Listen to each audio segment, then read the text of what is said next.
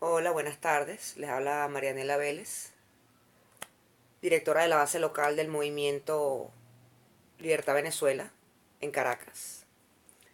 Como les prometí en mis redes sociales, pienso hablarles hoy sobre un libro, un texto que considero de obligatoria lectura, que se llama en español Camino a Servidumbre y en inglés se llama The Road to the Serfdom, escrito por el gran Friedrich Hayek.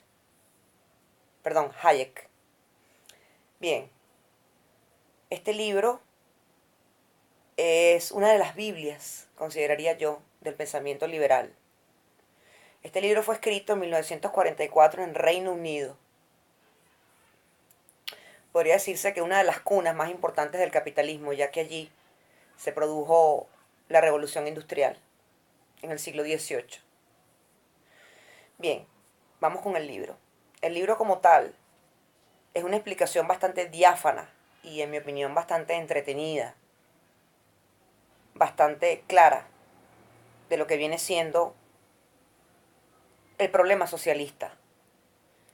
El nombre está directamente relacionado con lo que termina siendo el socialismo, en lo que termina convirtiendo el socialismo a las personas, a los seres humanos, a los individuos, como lo llamamos generalmente en el lenguaje liberal.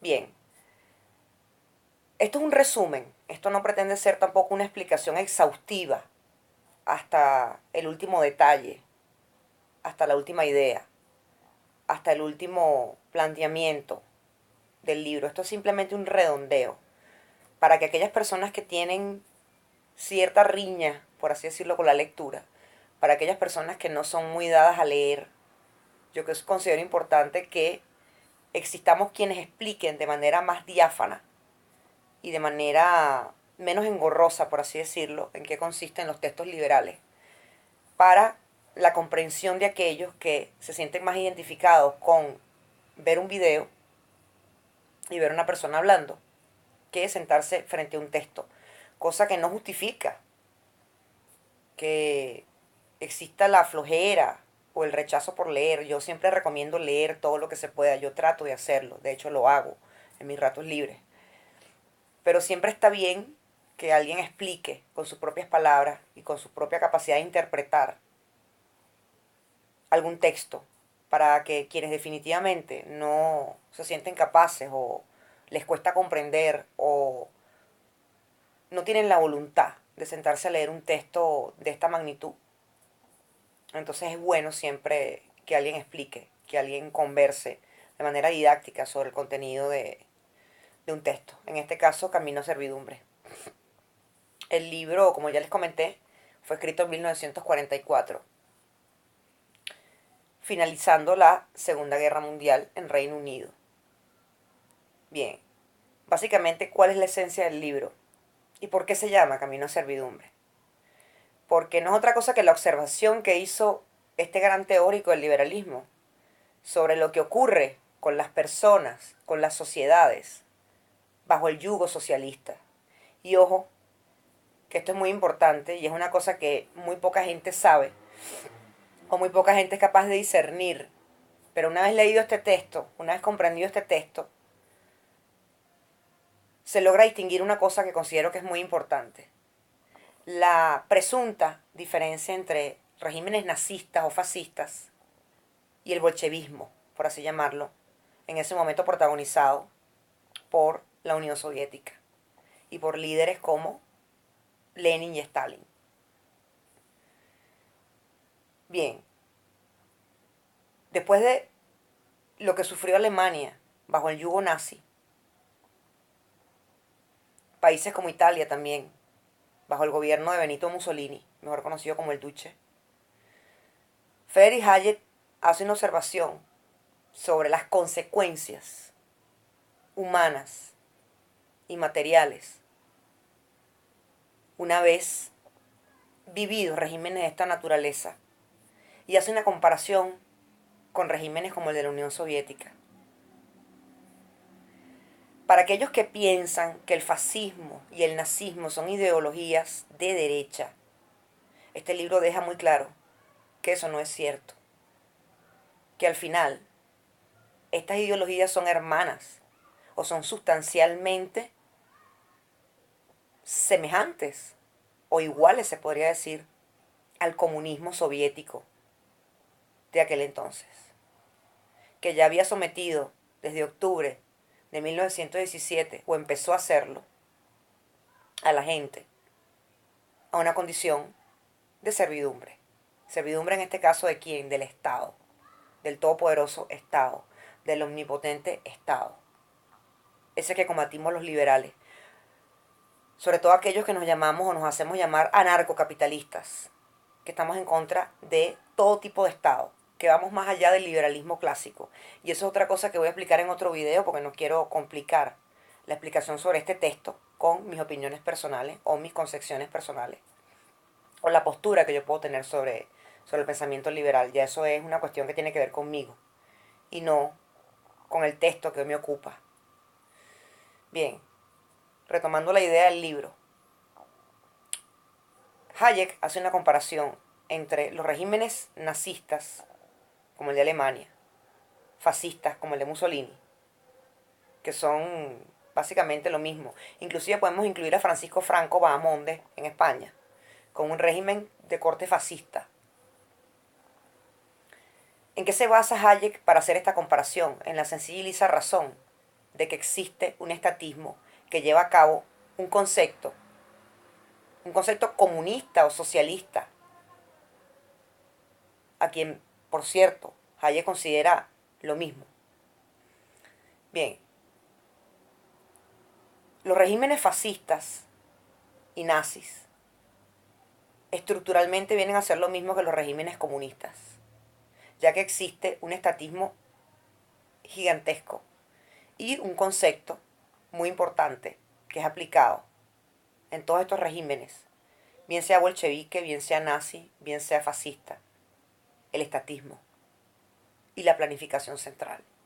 Sobre todo esto último, la planificación central ejercida por un grupo de intelectuales, de especialistas, para presuntamente, como se dice en todo sistema socialista, darle a cada quien lo que necesita, lo que requiere.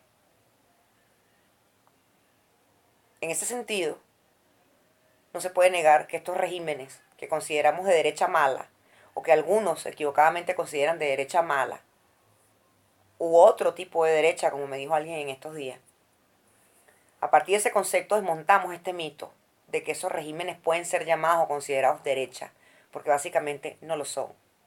Recordemos una cosa: ¿qué era el nazismo? El nazismo no era otra cosa que un concepto llamado nacionalsocialismo. De ahí la palabra nazi. El nazismo no solamente era la persecución y exterminio de los judíos, homosexuales y comunistas, que eran sus enemigos presuntos, pero que en el fondo eran sus hermanos ideológicos. Es como la trifulca que hubo en los años 60 y 70 entre adecos y comunistas, ¿no? Realmente son hermanos ideológicos, independientemente de que hayan tenido enfrentamientos, independientemente de que los adecos hicieran lo posible para acabar con aquellos. Pues bien, el nacionalsocialismo no es otra cosa que la planificación central. De ahí su nombre, nacional, y sabemos que el nacionalismo es de izquierda en todos los casos, y socialismo. Yo creo que con eso está más que claro qué es el nazismo. Lo mismo en Italia, lo mismo en España, era un sistema muy parecido, que había sometido a los pueblos, que los había llevado a la miseria, que los había llevado a perder su identidad como individuos y sus capacidades de actuar como tales. Alertaba entonces Hayek a Inglaterra de sufrir la misma situación, de perder lo que era un sistema parlamentario y caer en un régimen donde un Estado todopoderoso planifica, decide y organiza lo que es la vida colectiva. Esa era la advertencia que de una u otra forma hace este intelectual, Friedrich Hayek. Bien, entonces con este video yo quiero dejar muy claro que no existe, tomando como referencia este texto tan tan interesante y tan acertado. No existe realmente una diferencia estructural entre esos regímenes de corte fascista nazi con el comunismo extremo. Yo recomiendo la lectura de este texto, ya que aquí se pueden comprender aspectos como el que acabo de mencionar. Se puede comprender cuáles son las verdaderas estructuras de esos sistemas que llamamos supuestamente de derechas. Y podemos comprender también un elemento muy importante. ¿Qué ocurre cuando un Estado se arroga la capacidad y el poder, una vez siendo electo, un gobierno estatista? Cuando un Estado se toma el poder en sí mismo de planificar y distribuir la riqueza, ¿en qué termina? Y pone como ejemplo a la Unión Soviética y a estos regímenes de los que he hablado anteriormente. Estos regímenes de corte fascista. El temor de Hayek es que Inglaterra fuese a terminar en la misma situación en que terminaron los países asolados por estos regímenes, por estos sistemas, o por todo aquello que haya tenido encima a través del Estado, actuaciones de tipo centralizada, distribución de tipo centralizada y gobierno político de tipo centralizado.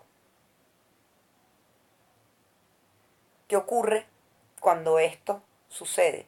Lo que está pasando en Venezuela, lo que pasó en Chile, lo que pasó en Cuba, lo que ha pasado en todos aquellos sistemas donde existe un poder exacerbado, exagerado por parte del Estado. Cuando el Estado se atribuye la función de decidir la vida de los ciudadanos. ¿Qué termina ocurriendo? Lo que está ocurriendo en Venezuela, que se es servidumbre del Estado. Se es servidumbre de una parcialidad política que se hace llamar socialista, que se llena la boca diciendo que está ahí planificando, redistribuyendo, expropiando, ejerciendo la violencia de la manera más cruda en nombre del bien de todos los ciudadanos que conforman ese país. No ha sido distinto en ninguna parte. No es distinto en Corea del Norte. No es distinto en Cuba, que es el tumor maligno que hay en América Latina. ¿Qué son los cubanos sino servidumbre de aquel Estado todopoderoso y tremendamente represivo? Tanto como Venezuela. ¿Qué se es en Venezuela sino servidumbre? Dígase,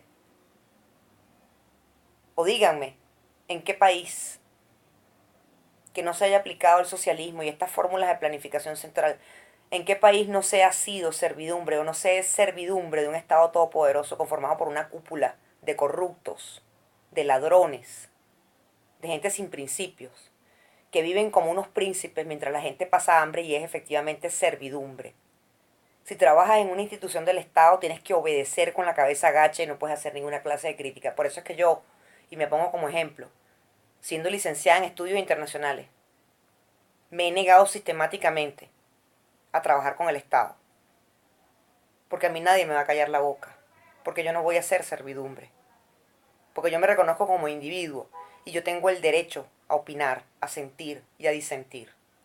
Tengo derecho a buscar la riqueza y no a conformarme con un sueldo miserable que me paga un Estado todopoderoso a cambio de mi lealtad y mi silencio.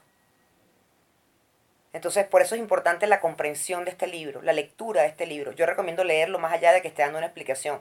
Podría decirse que estoy dando como una probadita del helado para que la gente se interese en el libro y lo lea. Me parece importantísimo para la formación del pensamiento liberal leerse este texto. Creo que sería el texto de rigor para comenzar a comprender el pensamiento liberal. No es un libro difícil, al contrario, es un libro que como todo libro hay que dedicarle tiempo, hay que reflexionar, hay que saber discernir, pero es un libro que a mí me parece bastante entretenido y bastante interesante. Es un libro con un alto contenido histórico y es un libro altamente esclarecedor. Entonces, bien, eso es una explicación breve y sencilla, lo más que pude, para invitarlos a leerse ese libro. O en todo caso, si no eres capaz, si no quieres o no lo tienes en tus manos, de todas maneras está en PDF, en cualquier parte, lo buscas en Google y él está en PDF, lo puedes descargar en cualquier computadora, en cualquier PC. Recomiendo su lectura. Pero de no ser así, existe este video para la comprensión del mismo, en palabras y sencillas y claras. Entonces, bueno, señores, muy agradecida por su atención a aquellos que han llegado al final del video y les recomiendo encarecidamente la lectura de este libro. Este video pretende explicarlo, pero también pretende que el libro sea explorado y leído para introducirnos en el pensamiento liberal y para esclarecer muchos conceptos, como el de la planificación central, como lo dije anteriormente, para el esclarecimiento de ideas erróneas como de la derecha mala, que es una expresión completamente mal usada, porque la derecha mala no existe, y para entender hasta dónde nos lleva el socialismo y el comunismo con experiencias reales, como las citadas en este texto. Bueno, muy agradecida les estoy y seguiremos hablando del liberalismo y seguiremos hablando de textos liberales. La próxima vez vamos a hablar del buen salvaje, del buen revolucionario, del fallecido venezolano Carlos Rangel. Un libro que se podría decir que va mucho más allá de poderse llamar esclarecedor. Es un libro verdaderamente rompedor de esquemas. Es un libro insigne y maravilloso. Y si somos capaces de leernos ese libro, yo creo que ya nuestra mente comienza a ser verdaderamente libre. Entonces, muy agradecida por su atención. Buenas tardes.